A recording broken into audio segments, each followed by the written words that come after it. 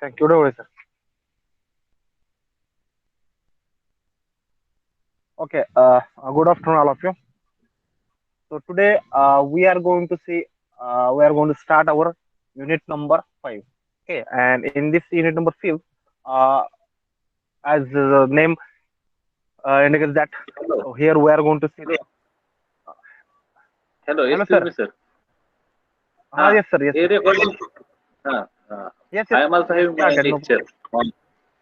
Okay, okay. You can leave this meeting. No problem, sir. Thank you. Okay. Okay, thank you. Okay, so I was talking about the this laser beam machining process. Okay, as we know that the classification of thermoelectric energy based non-conventional machining process. Okay, so in that thermoelectric, the electrical energy, okay, as per our syllabus, third unit was the electric energy based non-conventional machining process, and that we have seen that EDM and wire cut EDM. Now the remaining part of this thermoelectric NCM processes that we are going to see in this unit number 5. Okay, that means the thermal as per the syllabus, thermal energy based non-conventional machining processes we are going to see. Okay, so in that first we are going to as per syllabus, four processes are there in this topic. That is laser beam machining, then electron beam machining, then that plasma arc machining, ion beam machining. Okay, so today we'll start the laser beam machining. Okay, I will share my screen. Okay,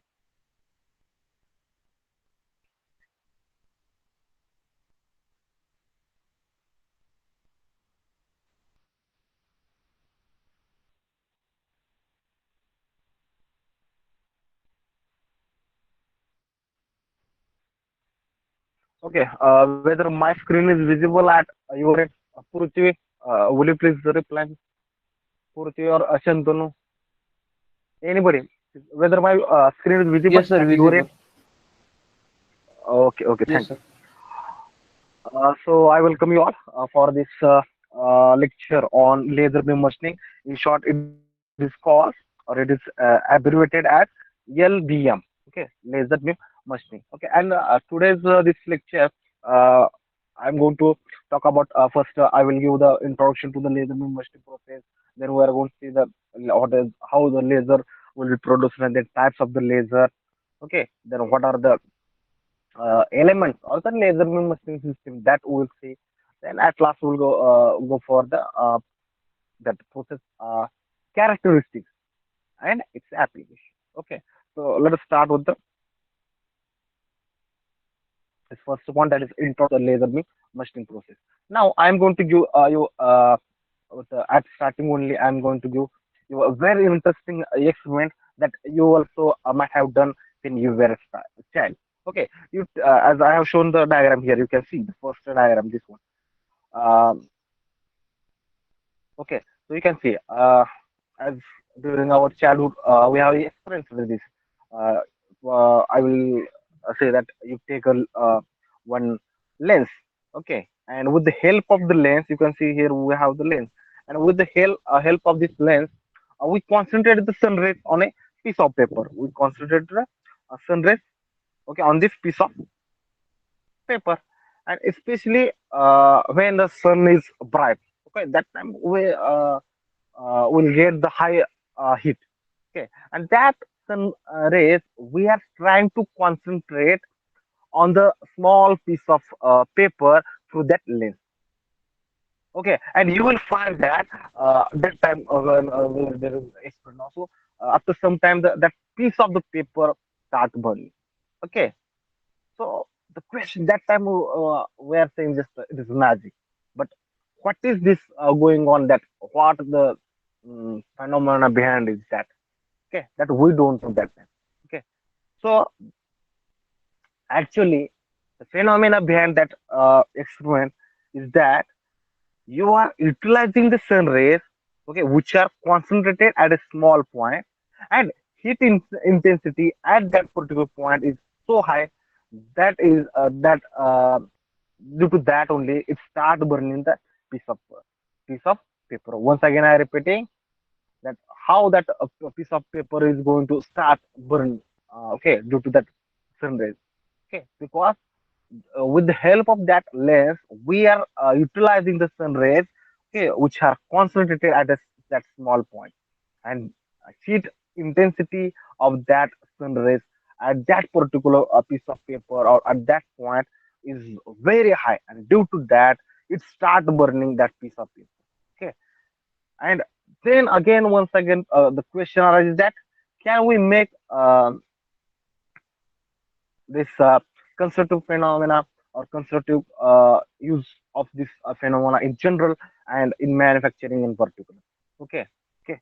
Whether another question arises that whether we can use this phenomena for the any constructive purposes or in manufacturing sector. So now the exactly on the similar thought, a very important manufacturing process is introduced, and that name is there, or we know that it is known as laser beam machining. Okay, so due to this phenomena, laser beam machining is introduced. Okay, or that laser beam machining process has been developed. Okay, so here you can see, here you can see in this another diagram, you have the laser gun. Okay, with the help of which laser is produced. We have the laser gun. You can see we have laser gun, and with the help of this laser gun, laser beam is produced, and that laser beam is focused at a very small point, having a very small diameter, and that focused beam has so high intensity that you can burn or melt. Due to that only you can burn or you can melt any metal known to us. Okay, with the help of high intensity that mm, laser beam, you can burn or melt any metal which is known to us. Okay, even a diamond can be melted by this process. Okay, so this is very important process, and it has been used for this process. It has been used for cutting or drilling a hole in the diamond, as you can see in this figure. I have taken the one workpiece. Okay, this is a we have the lens. Okay, you can see, and this is that is called focus lens, and this is a laser beam. Okay, so with help of this laser beam machine, we can drill a hole on the diamond diamond workpiece. Okay, again, you can see in this diagram also we have the workpiece, and here is the concentrated light. Okay, here is a concentrated light at a particular at that particular point, which is uh, on which that concentrated light is utilized for melting and or evaporation purpose. Okay, so this tell you in very brief that working principle of laser beam machining is that you are utilizing heat produced by the laser beam. Correct. We are utilizing heat, which is heat produced by the laser beam, and due to that heat is utilized for melting or melting and vaporization of the workpiece.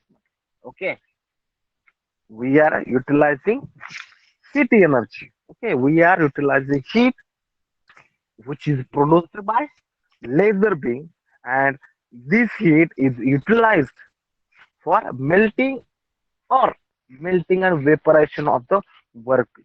Okay, so please remember this my statement. Here also, I would like EDM. Here also, we are utilizing the heat energy, and that heat energy is utilized for the melting and melting or melting and vaporization. Okay, that from due to the melting and vaporization of your work portion, the metal will be removed. Correct.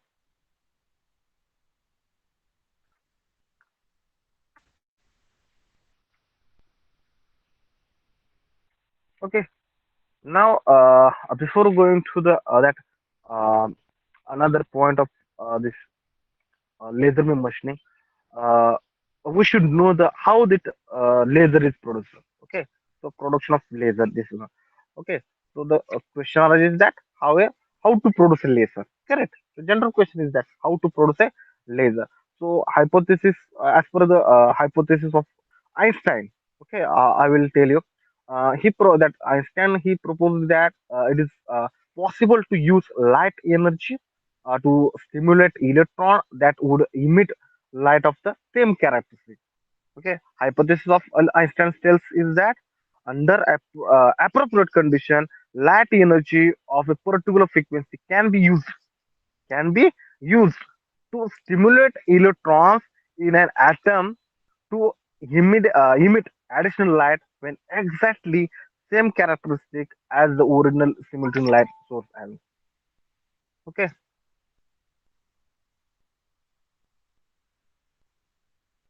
okay. So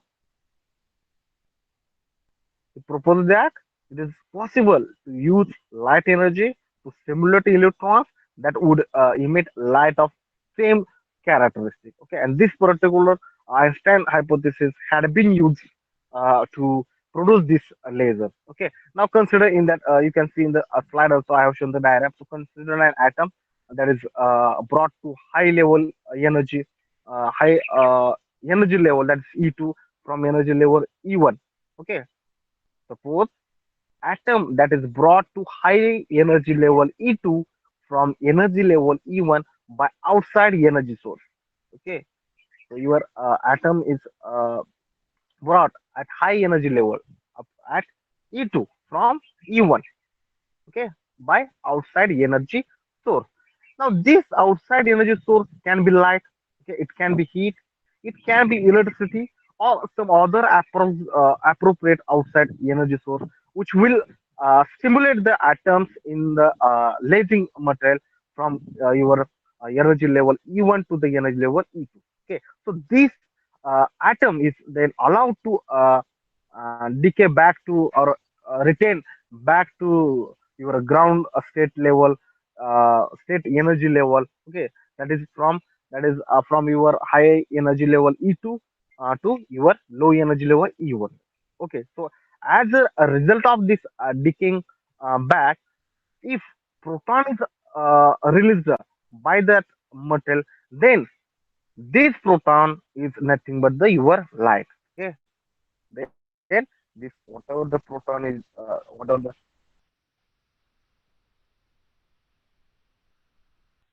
proton is, so that will be the your image. Okay,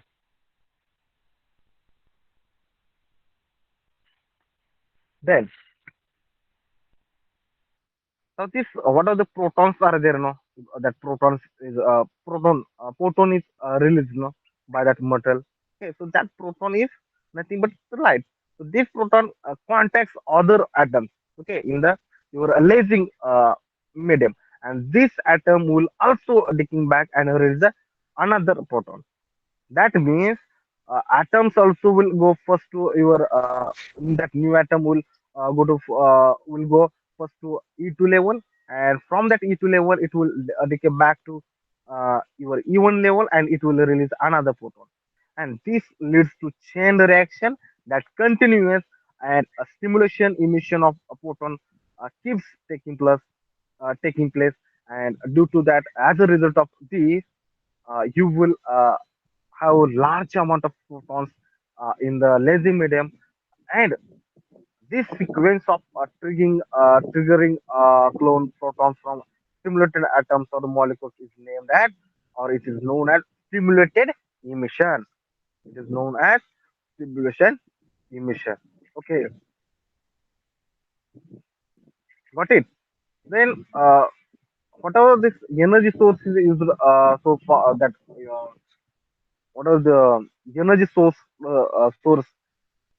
used now is usually so powerful, okay, that most of the atoms of the living material are at high energy level, and it will release of the protons. Okay, that keeps going on. Correct. So the energy level is usually so powerful,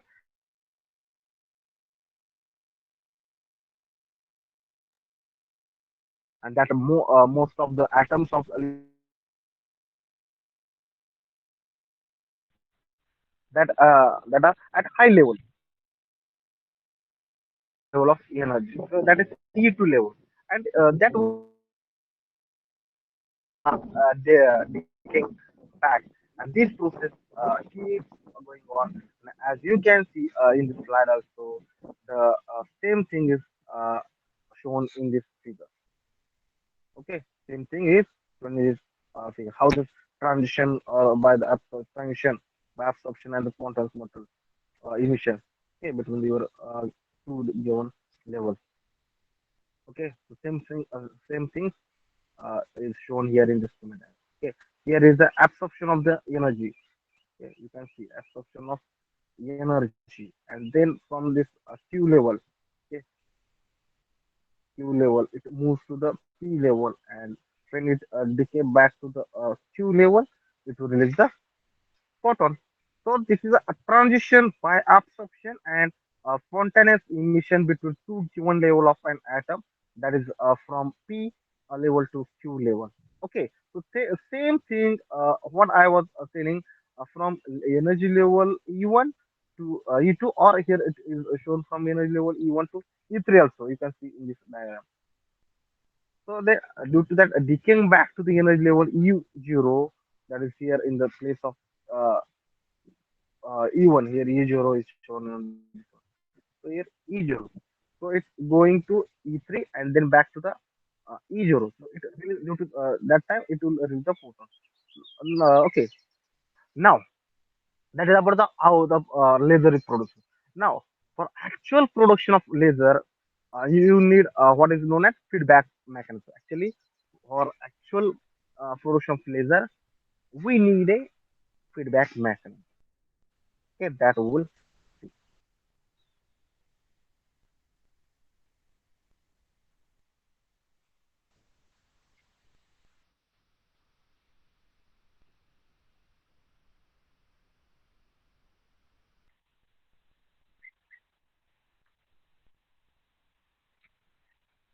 Now, uh, you have, as I have shown in the diagram also, you have the lazy material or the lazy medium as shown over here.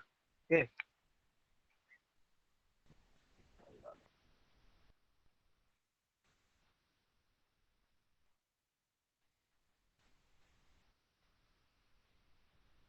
Okay. I was talking about the feedback mechanism. Okay. As you know that you have the lazy material or the lazy medium as shown over in this layer. As that. So this can be a solid that lasing medium or lasing that material. Okay, it can be solid or the gas mixture. Okay, as we will discuss about that also in later part. And there are two mirrors are used. Okay, there are two mirrors are used. Okay, one is the your left side and one is the right side. And for simulating the atoms of the living material, you have the energy source. Okay, so this can be that energy source can be the electricity, heat, or light, or whatever it is. Okay, but it has to be have the some appropriate energy source. Okay, now when uh, the protons are moving in the laser medium, no, then they go out and the material. Okay, here as you can see the mirrors are used. Okay, when that your protons will strike to the mirror, then one is the that mirror is the fully reflecting metal, and another is normally partially reflecting metal is used. Now, what will happen from a fully reflecting metal? Proton will again go back to the releasing metal, and if it is right side, then it is a partial. Then that right side means that your partially reflecting metal is used at the mirror.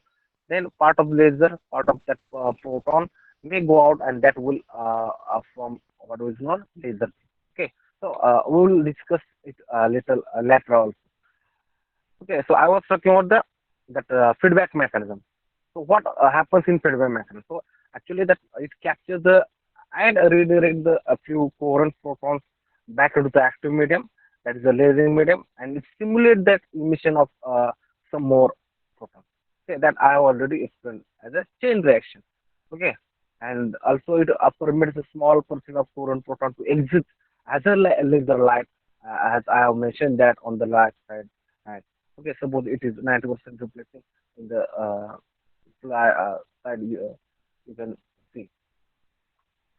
Okay, so that will um, that laser beam it has 95% reflecting, and then from 50% whatever this part of laser, that part of laser beam will exciting or coming out of that it. Okay, so that will be utilized for various purposes. Okay, and all of the reflected, no, it is known as the laser light. Okay, and the laser as we know that full name, light amplification, full form of that laser, light amplification by stimulated emission of radiation. Okay, that forms what is we in day-to-day life we are calling laser. Okay, if one of this is 100% reflecting, that time no laser light is passing out. Okay, it have. Okay, so, so this is about the how laser is produced. Okay, just for your knowledge purpose, I have explained.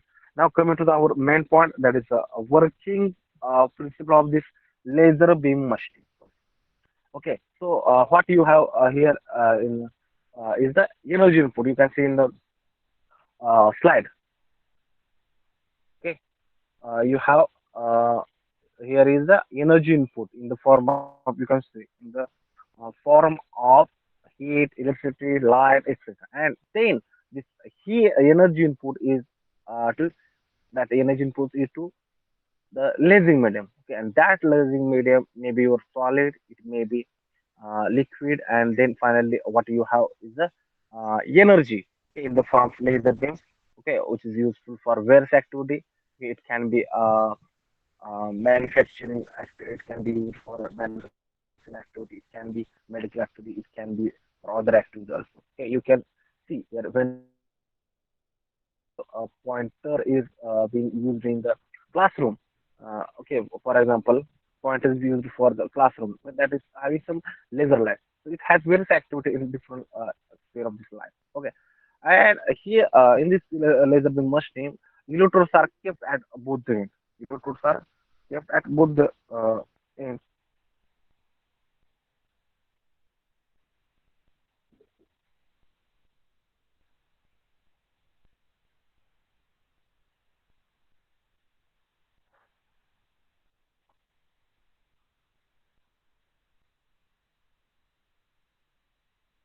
I will explain that formed in the gas medium. Okay, that will be shown to you in the next slide also. So in this slide, you will find that electrodes are kept at both the end of the tube. Okay,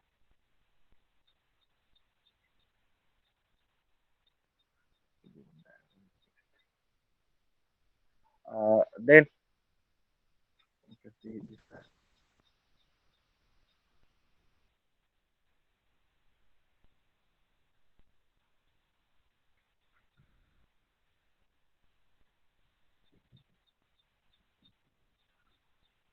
You can see in the diagram also. Uh, the electrodes are kept at both ends.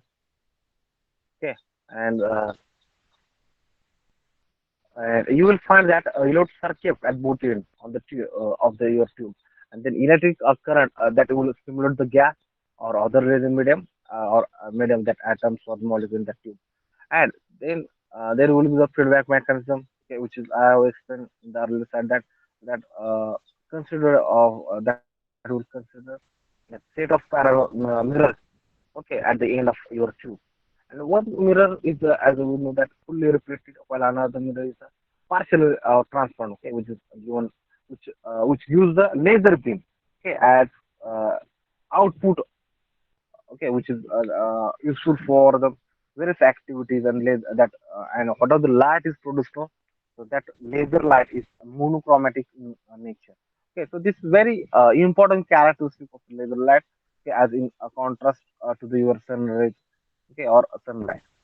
Now, uh, in this slide, you can see this is what where I have told you that it has two mirrors at the end of the tube, and there are two. Uh, views. Okay, one is known as the full dist resonated axial flow carbon dioxide laser, and you can see there are the two mirrors. Okay, actually, one diagram is used.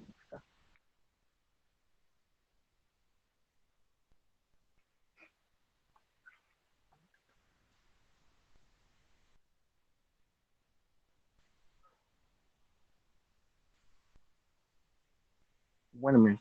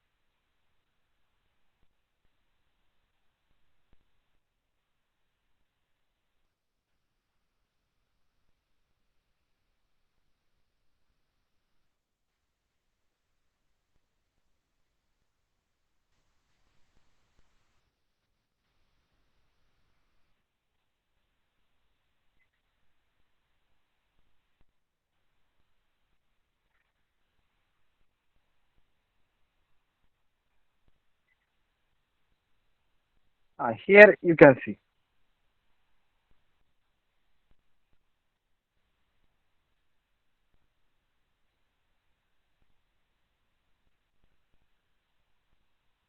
Okay, so now in this slide, I have shown the diagram. You can see.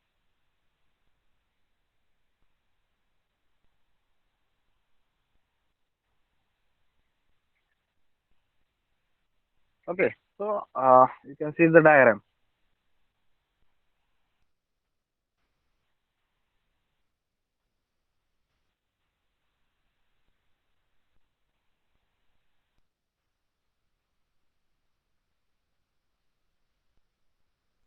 So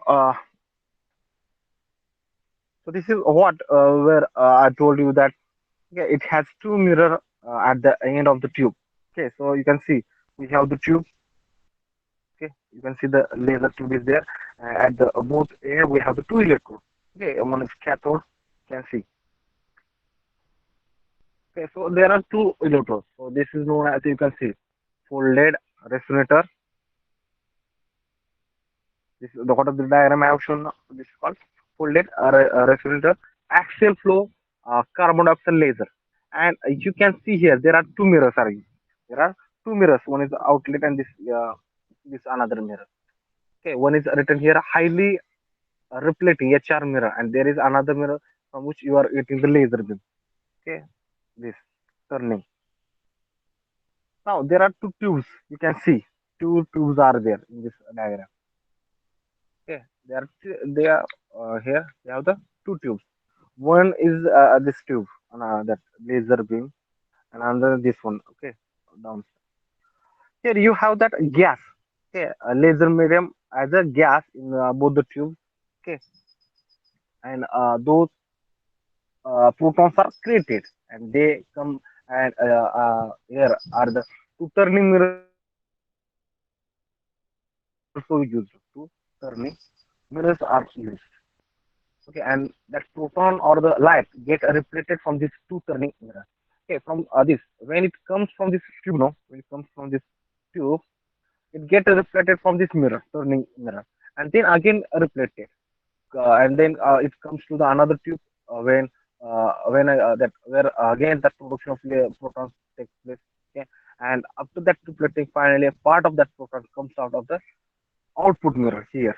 Okay, so through this you will get the laser. Okay, and you can see you have two cathodes are here, you can clearly you can see, and these are anodes in the tube, Anodes also are there.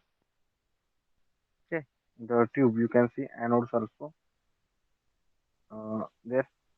Okay, so these are electrodes, and this is useful for production of the lasers. Okay, so that production of laser is taking place in this device, and this is very useful for comparatively high power laser. You can have the more than two tube folder also. Okay, and higher the power that you need, and more number of tube you will have to use. Okay, if you need higher power, that time you can use more number of tube. Okay, and what are the wavelength is there also that wavelength varies in a narrow, very narrow range of the spectrum. Okay, that is especially this is a specialty of this particular laser. Okay, here only I have shown the gas laser. In that again folded a resonant axial flow laser I am showing. So this is a specialty of this particular laser. Okay, and a simple lens focuses lens focuses and it concentrates laser light in a very small diameter and high intensity. Okay, and this is known as the laser. Okay, whatever we'll get now, this is the laser. You can see also we have the laser. Okay, and also as we know that laser light is coherent, it travels in space and lower the divergence. Okay, this is a very important characteristic. Then the divergence of the laser. Okay, high that high light is very small. Okay, the divergence of laser light is very small as compared to normal light. Again, use of laser in material processing it requires high power in density laser. Now there are some applications are there. Okay, that we'll see in the latter. For example, metrology applications where you do not need very high power intensity laser, density laser. A small power density lasers can do that metrology application work. Okay, and the what are the you can see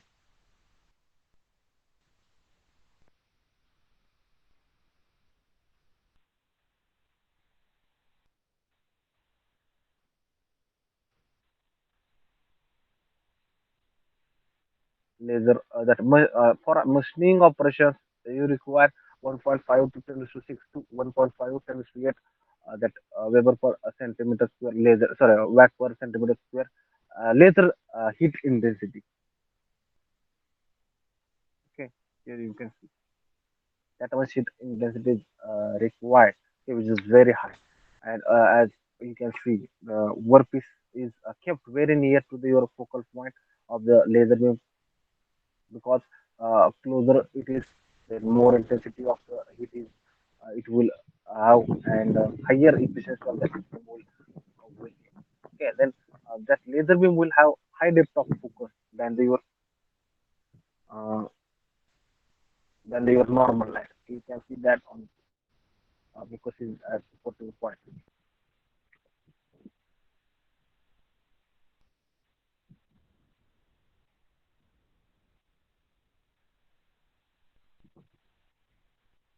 Okay, now mm,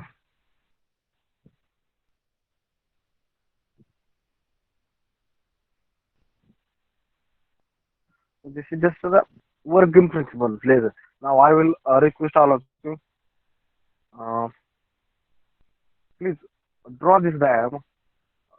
First, this diagram you can draw this diagram. Please draw this diagram. Okay, then I will request you to draw another diagram. Please draw first this diagram.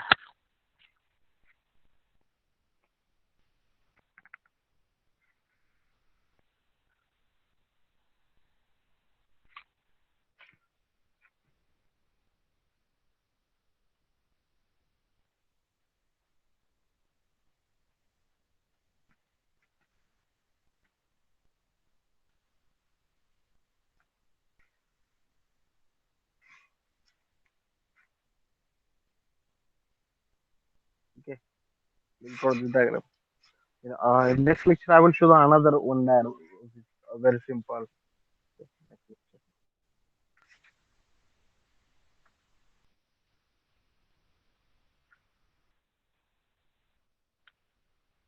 Then you can draw this also, no problem.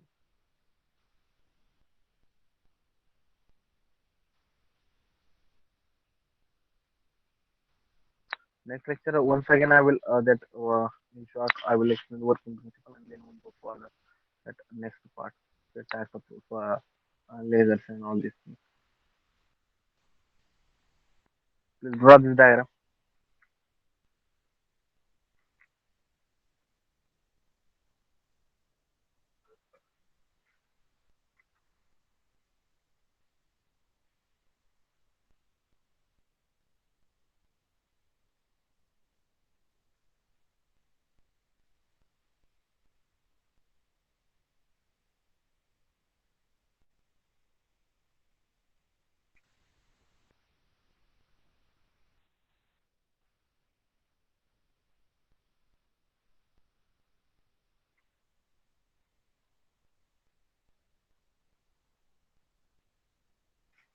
Okay. Now I request all of you please write down your roll number.